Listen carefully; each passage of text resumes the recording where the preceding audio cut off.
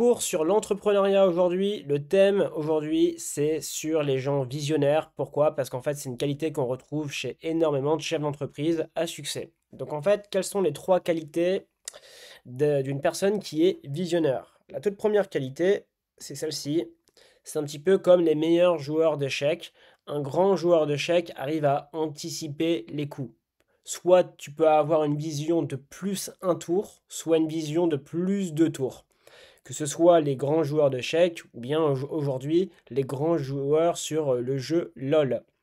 En fait, plus tu es un meilleur gamer, plus tu sais anticiper, prévoir les coups, tu es un bon stratège. Donc ça, c'est une première qualité.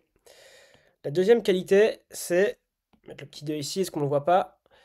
C'est justement le petit sac, la tente, l'eau et le briquet. Alors qu'est-ce que ça veut dire avec le 15 kg max? C'est savoir gérer ses ressources, savoir prendre des risques. Parce qu'en fait, concrètement, tu dois te débarrasser, on va dire, de tout ce qui est inutile et garder, on va dire, vraiment l'essentiel pour pouvoir avancer. En règle générale, les gens aiment garder l'inutile, ne savent pas bien gérer leurs ressources, pourtant c'est vraiment essentiel. Donc, premier point, c'est avoir des qualités de prévision, des qualités de, on va dire, anticiper le futur. La deuxième qualité, c'est savoir qu'est-ce que tu dois prendre dans ton petit paquet, dans ton petit sac à dos, dans ton bagage. Et la troisième point, c'est que dans tous les cas, bon, une personne qui est visionnaire finira toujours sur le podium. Alors, que tu sois en première position, deuxième position ou troisième position, dans tous les cas, en fait, sur le podium, tu n'as que des gens visionnaires.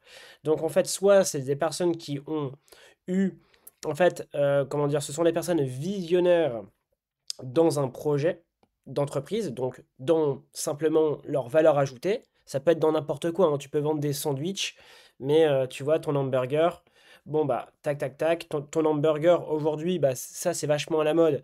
Il est dans une barquette, on met des frites, on va remettre un autre sandwich, tac tac tac, et on va mettre, je sais pas, on va mettre trois saucisses. Et en fait, finalement, on va appeler ça le pack et on va le vendre à 15 euros. C'est vachement à la mode actuellement, mais les personnes qui font ça aujourd'hui, ça marche très bien pour eux. Et en fait, les premières personnes qui ont fait ça, c'est qui? C'est McDo, avec les menus.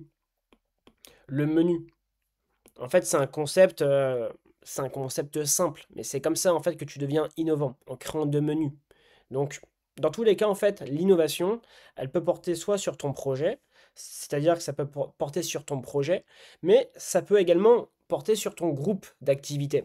C'est-à-dire que tu peux avoir beaucoup d'activités, plus ou moins en interconnexion, et en fait, finalement, c'est très bien, tu vois, tout va s'auto-alimenter.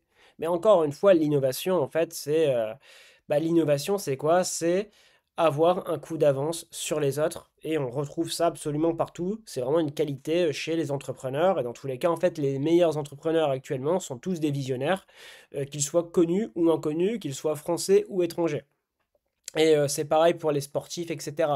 Un sportif de haut niveau doit avoir une vision sur ses compétences, sur sa musculature, sur ses entraînements. Être visionnaire, en fait, finalement, on retrouve cette qualité chez toutes les personnes ambitieuses, c'est-à-dire les personnes qui ont de l'ambition. Alors, c'est vachement intéressant. Pourquoi?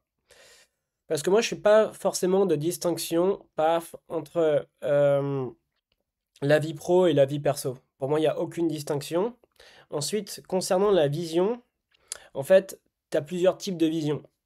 On peut croire que c'est quelque chose d'extérieur, c'est-à-dire les yeux qui regardent, avoir une vision, alors que c'est quelque chose d'intérieur. En fait, finalement, tes pensées, toutes tes petites pensées,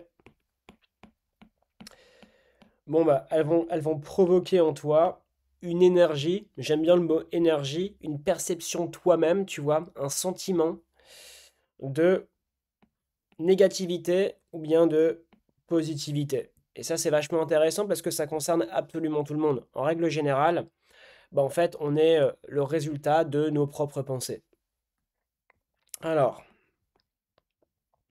on va un petit peu parler du coup de la vision, de la perception que tu as de toi-même.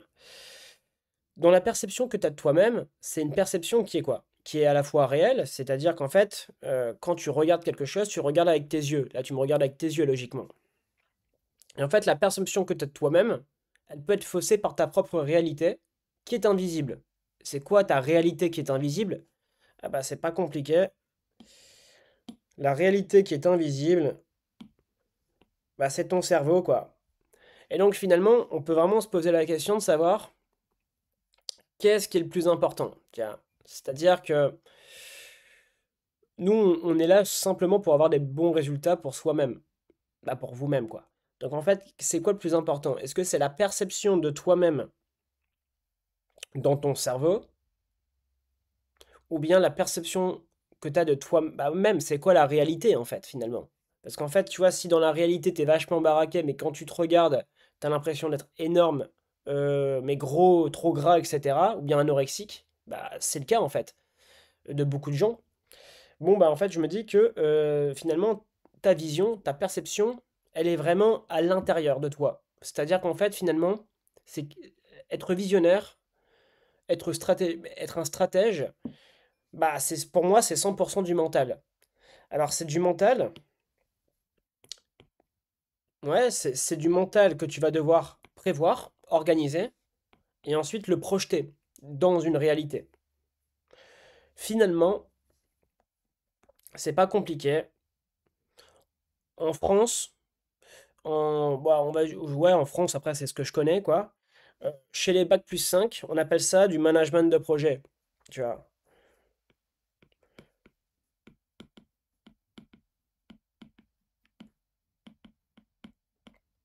Bon, que tu sois coach sportif, parce qu'il y a des coachs sportifs qui me parlent, etc., que tu sois coach sportif ou manager de projet à Kiabi, Jules, Louis Vuitton ou Chanel, c'est exactement la même chose. En fait, vous faites exactement la même chose, c'est juste que vous avez un positionnement différent, quoi. Mais donc finalement, être visionnaire, bah, c'est du management de projet. Moi, j'aime pas trop le mot parce que je le trouve pas forcément trop sexy. Je préfère les mots américains. Je préfère le mot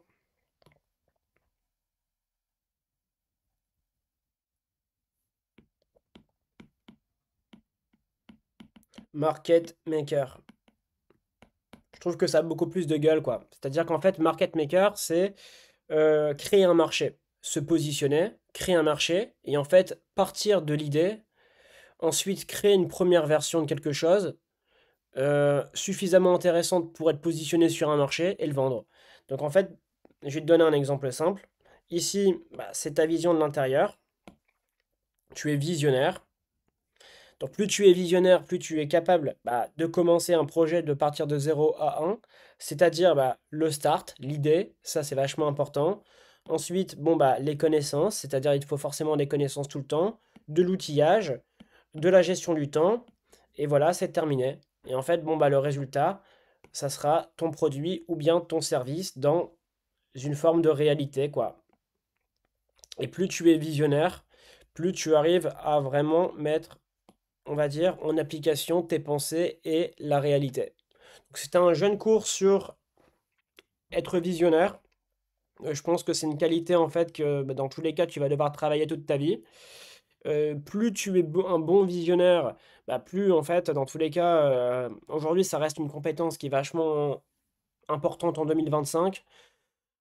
À l'époque en fait on s'en foutait un petit peu, dans le sens où l'économie était beaucoup plus longue, moins réactive. Aujourd'hui, on parle avec des ordinateurs. On a une innovation, on a vraiment une innovation qui est vraiment exceptionnelle. On est quand même qui va aussi très très vite. On est aussi dans une sorte de compétition globale et mondiale. Donc, j'ai envie de te dire, ouais, aujourd'hui, être visionnaire, travailler ta vision, être un meilleur visionnaire. En fait, peu importe ton poste d'activité aujourd'hui, peu importe ton secteur d'activité, peu importe même le domaine, que ce soit sur ta santé, que ce soit sur ton couple, que ce soit sur tes activités professionnelles, que ce soit sur ton propre bonheur, savoir se gérer, savoir prendre du temps pour soi, savoir partir en vacances, savoir travailler, savoir bien travailler.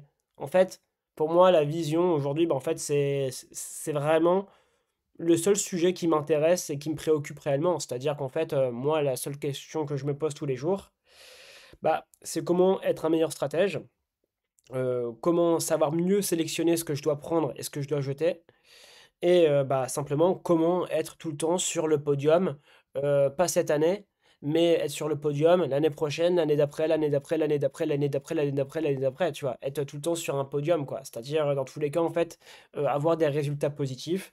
Et quand je dis le podium, c'est pas forcément, parce que c'est vrai qu'on a une vision d'être salué sur le podium, quoi, et d'avoir des spectateurs. En fait, non. Pour moi, le podium aujourd'hui, bah, c'est pas compliqué, hein. C'est ça, hein. C'est simplement une croissance positive, calme, dans la paix, quoi. Pas un truc déraisonnable. C'est-à-dire qu'en fait, je pense qu'en fait, quand ta courbe, elle fait ça, bah c'est horrible. Parce qu'après, dans tous les cas, elle fera ça. Que si ta courbe, en fait, elle est stable.